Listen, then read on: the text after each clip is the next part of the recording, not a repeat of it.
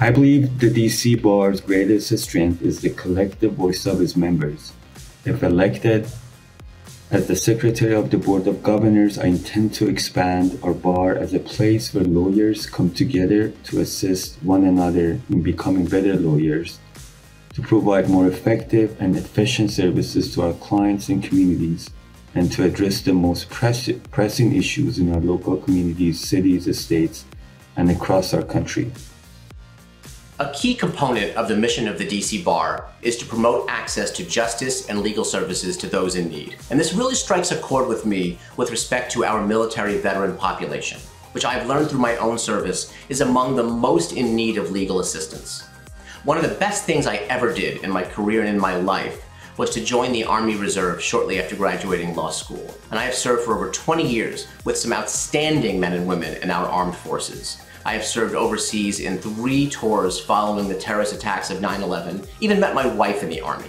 So really, I cannot say enough about military service and what it brought to me in my professional capacity and in my life.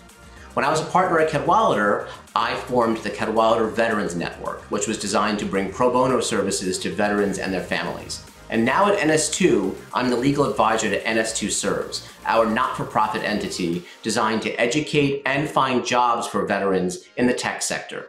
So for me, bringing this passion of supporting our veteran community would be a continued part of my mission if given the opportunity to serve.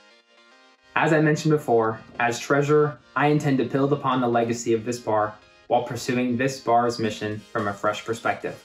One element of this bar's mission is to foster and maintain high ideals of integrity, learning, competence in public service, and high standards of conduct. Do you believe we are hitting that mark when you pay your bar dues every single year? So starting with this bar's finances, I commit to fostering integrity, learning, competence, and high standards of conduct.